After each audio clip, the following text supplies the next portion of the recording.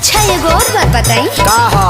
केकरा हाथ के खाना मिठाई लगेला? तहरा हाथ के। अब केकरा हाथ के मिर्चाई लगेला? भौजाई के। So cute baby. एक और बात बताइए, बैंक बैलेंस कमा के किसको देना है? आपको।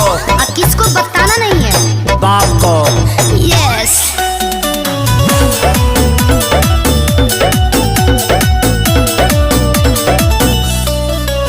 हाँ कल जुग के है सच्चाई।